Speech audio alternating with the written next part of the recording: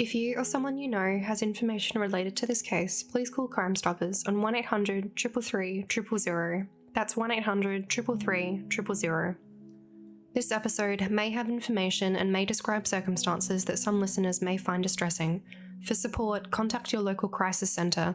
If you're in Australia, services such as Lifeline can be reached 24 hours a day at 131114. That's 131114.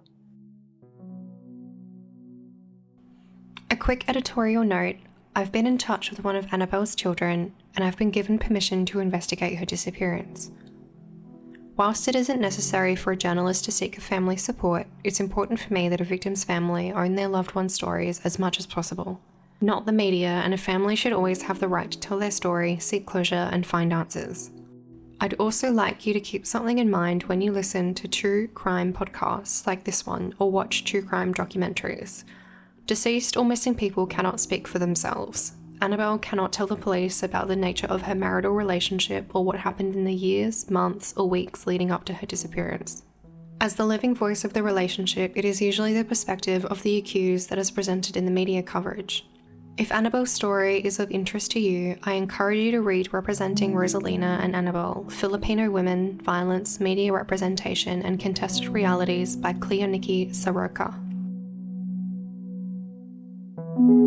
At the service of remembrance at the Clare Uniting Church, a purple cloth was draped from the cross, and onto this women pinned large black tears.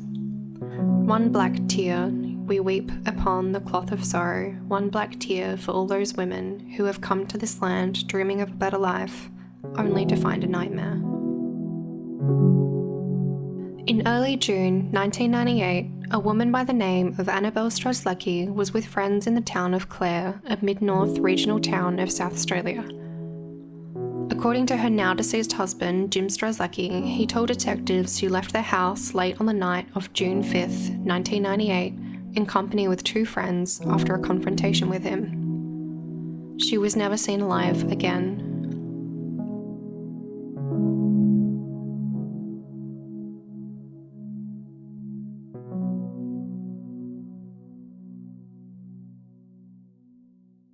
Annabel Cebulino Strzelecki was born in the Philippines on the 3rd of August 1969.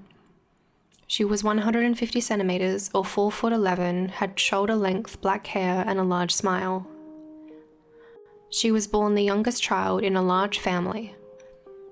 Annabel was 19 when she met Jim Strzelecki, then 63, through a pen pal group. The two married in the Philippines, promising a better life for Annabel back in Australia. While she was portrayed as a devoted mother, several newspapers referred to Annabel as a Filipino bride, even though the couple had married some 9 years before her disappearance. In an article in the Advertiser, an Adelaide newspaper, Annabel was referred to as a Filipino bride some 2 years after she disappeared, and 11 years since the two married in the Philippines. During an interview with the Advertiser, Jim Strzelecki said, quote, "No, I'm not upset. Do you expect me to be the grieving husband? It was not a happy marriage." The Age, an Australian newspaper, reported that, quote, "Her husband was hard on Annabel and he resented her having outside friends and would order her home to cook his lunch. He seemed to regard her as being there to do his bidding and she was entirely reliant on him for money." Annabel's friends say she was devoted to her two children, then aged 5 and 7, and she would not have left the marriage without taking them with her. I was able to get in touch with a few people who either knew Annabel or saw her in the Clare community. Quote, "She adored her children and she would do anything for them and she would never have left them by choice. She was a kind-spoken person, always pleasant to the neighbours and those around her. We saw firsthand how she was treated by her husband and it wasn't nice. I remember her devotion to the children." When you consume media that involves missing, presumed murdered humans, it's what exists in the silence that's most important. The silence in the reporting at the time of the person's disappearance, the silence in witness statements, or the silence from the accused. There's also silence from the police. What the media didn't report at the time of Annabel's disappearance, whether by choice or negligence, is the violent nature of Jim Strzelecki towards Annabel. The media discourse at the time presented Annabel as a Filipino bride or mail order bride, which is still the dominant discourse on Filipino women in Australia today. However, according to the Commission on Filipinos Overseas, most Filipino-Australian couples do not meet via internet sites. In fact, most Australian men meet other Filipino women through networks of migrant women living and working in Australia. Reducing Annabel to a descriptor of Filipino bride or mail order bride gave the impression of that she is less than and put her in a box labelled other, even though at the time of her disappearance she had been living in Australia for almost 10 years and was part of the Clare community like everybody else. In a 1998 article by the Sunday Mail, she's again referred to as a Filipino bride. Quote, Miss Strzelecki, a Filipino bride, 28, vanished from her Clare home. On one of her close friends, Lillian Lane, said, quote, she was a wonderful mother and a devoted wife. She would not walk out and leave her children. She was the sort of woman who was totally devoted to her children, and I don't believe she would consider taking them away.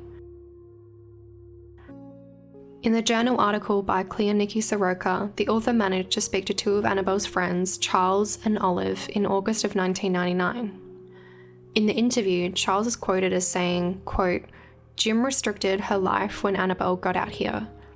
He's referring to Claire. She was very restricted doing everything. She had to conform to his beliefs and his ways, and it was quite obvious she never had to say anything. According to Charles and Olive, Jim Strzelecki was cruel and domineering. He tried to control Annabel's every move. Quote, Annabel's suffering was enormous. Charles, quote, he would expect her to walk to Clare and walk back out again, and they'd walk from the caravan park to Clare, which is 3 or 4 kilometres. According to Olive and Charles, Jim Strzelecki dominated Annabel's interactions with their children. He did not allow her to make important decisions regarding them. His cruel treatment of their children and his refusal to permit Annabel a say in their upbringing were an increasing source of conflict in their marriage. Strzelecki saw any challenge to the harsh rules he imposed on his family as a threat to his authority. As Olive recounts, quote, she tried to avoid arguments all the time. She preferred to be quiet. But then as the children were growing older and needing more, like playing outside with other children, attending parties of other children so they could enjoy their childhood, and playing with toys, he disliked it. Annabel told me, quote, it was my daughter's birthday yesterday, so I bought some books and a teddy bear, and I gave each of them $2. And Annabel's children were so happy, and Annabel was happy. After that, I could see Annabel was always very unhappy, and they had an argument. He, referring to Jim, came to see me and said, I don't want you to give any gifts to my children, and I don't want you to give them any books or toys. He said to me, don't try to destroy my marriage. According to Charles and Olive, Jim made Annabel constantly accountable for her movements and tried to isolate her from her friends. Strzelecki played psychological mind games in his attempts to confine Annabel in their house. Charles, quote, another time she came here and Jim walked in the back door and he said, I want to be with you, I might die any minute and I want you to be there when I die. And there was no reason in the whole wide world he should die, but these are the things he used to say. Olive, quote, yeah, because she asked permission to go out and he said okay, but after that, when she got home, they fought.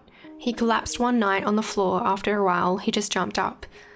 He'd only tried to feign it. What he wanted to do was find out Annabel's reaction, for if it was real life and what she would do. This is the type of thing he would do.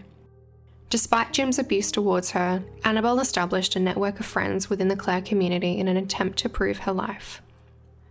Quote, he couldn't make friends and he more or less wouldn't let her have friends. This is probably her downfall when she started seeing a little bit more to life than when she'd been putting up with.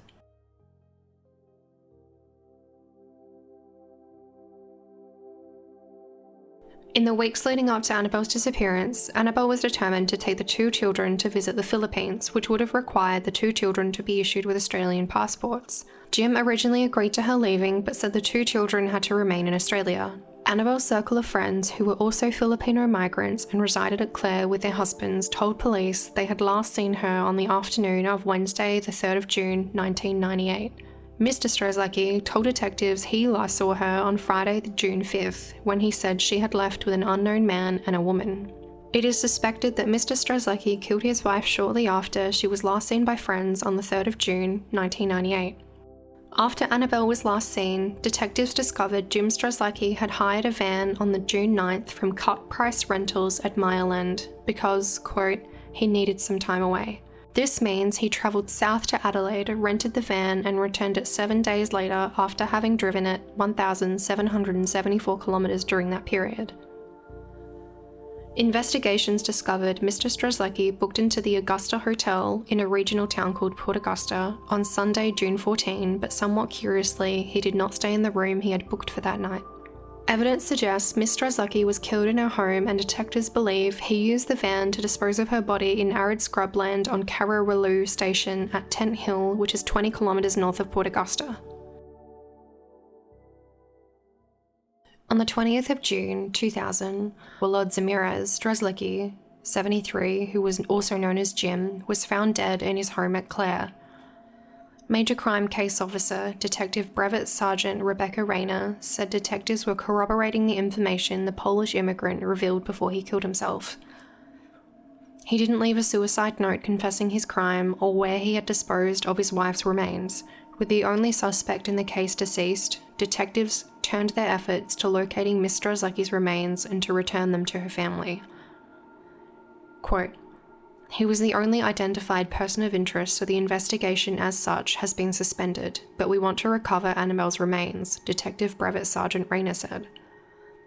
Quote, "He told one friend what he had done, so there may be others he told.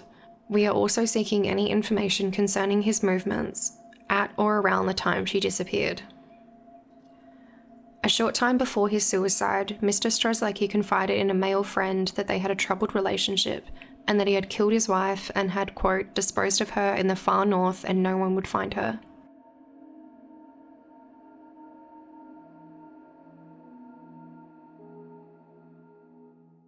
When speaking to the advertiser, one of Annabel's children, then 25, said she had fond memories of her mother despite the passage of almost 21 years. She remembers her kind and comforting presence as someone who would often sneak lollies in her and her brother's school lunchboxes. Annabel's daughter said she had thought about what had happened to her mother every day since her father had simply said her mother had gone to Moomba to work and vanished. Quote, "It weighs on my mind constantly," she said. "It has been really difficult to grieve without any sort of explanation, and we have had to cope in our own way, rather than in a healthy way." Annabel's daughter urged anyone who may have been told by her father where he buried her mother to come forward. A few weeks ago, I contacted SA Police for comment on Annabel's case, but they declined to answer. A reminder that the only person of interest in Annabel's disappearance and presumed murder is now deceased, and Annabel went missing over 25 years ago.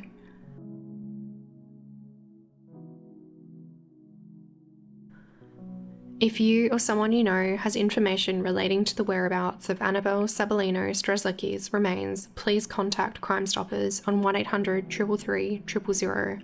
That's 1-800-333-000.